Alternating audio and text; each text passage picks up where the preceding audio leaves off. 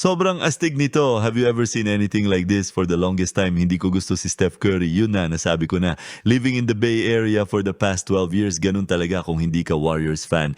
Kailangan mong harapin ang yabang ng buong fanbase na karamihan ay nagsimulang manood ng basketball noong 2014. Although I recognize the greatness of Steph and the impact he's had on the game dahil sa hype ng mga Warriors fans, hindi ko talaga naisip na ganun siya kagaling. Pero ngayon, habang mas malapit kong pinapanood ang basketball, napapansin ko kung gaano siya ka-impressive sa kanyang scoring skills, nakakabighani kung paano siya napapaligiran ng mga defenders at kailangan nilang mag-focus para makasabay sa kanya. Napanood ko to live at masasabi kong isa ito sa mga pinakamagandang shots na nakita ko in terms of difficulty at significance.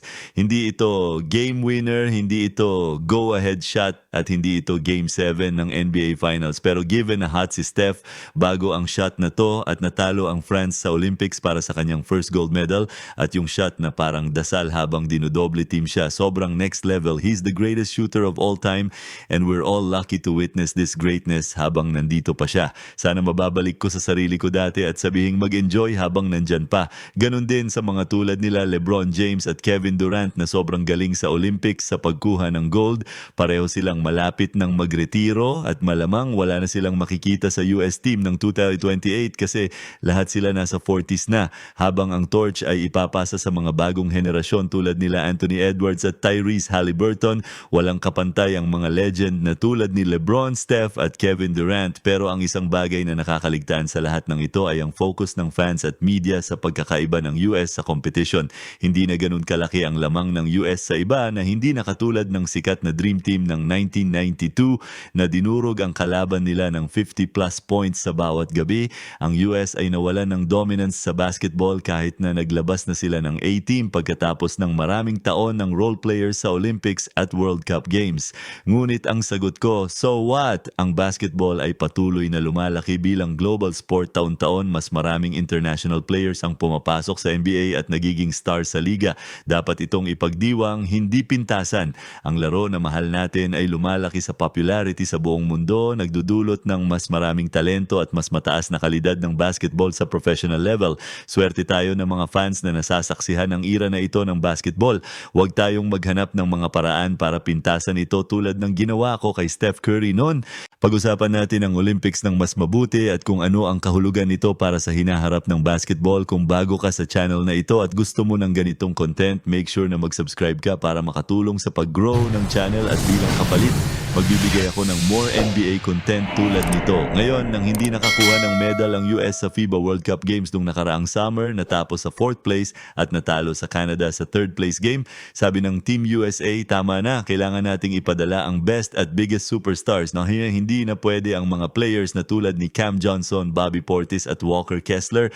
Kaya tulad ng ginawa ng Team USA noong 1992 sa Dream Team at Redeem Team noong 2008, pagkatapos ng hindi pagkuha ng gold medal sa 1988 at 2004, nagtipon sila ng team na karamihan ay tinatawag na greatest ever since 1992, Dream Team. Agad na may mga comparison kung aling team ang mananalo kung maglalaban sila ngayon at kung makikita ba natin ang level of dominance ng US tulad noong 1992 na naging boring na sa mga basketball fans. Pero mukhang hindi ganun ang nangyari, lalo na nang makita natin na halos natalo ng South Sudan ang Team USA sa exhibition game bago ang Olympics. Ang US ay nahirapan ding tapusin ang Serbia sa semifinals. Kailangan ng malaking comeback sa second half para makarating sa gold medal game.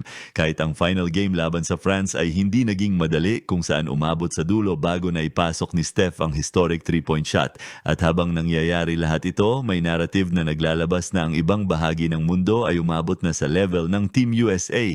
Wala na ang dominance ng US at malapit na silang mapag-iwanan o mas bumaba pa. May mga nagsasabi pa na ang 1992 Dream Team ay kakainin ng team na ito ng buhay at madaling matatalo. Pero ilang bagay ang dapat tandaan sa mga ganitong claims. Una, ang 1992 92 Dream Team, kahit na sila ang arguably greatest team ever, ang level ng kompetisyon noon kumpara sa ngayon ay night and day. Tingnan mo ang footage ng mga laban noong 1992, sobrang baba ng level ng kompetisyon na parang varsity laban sa 8th grade B team. Kung ang LeBron, Steph at KD ang naglaro noon, malamang mananalo sila ng 50 plus points sa bawat laro. At kung ang 92 Dream Team ay naglaban sa mga best international players ngayon tulad nila Nikola Jokic, Victor Wembanyama o Giannis, kailangan nila ng mas maraming effort at magiging mas competitive ang mga laro.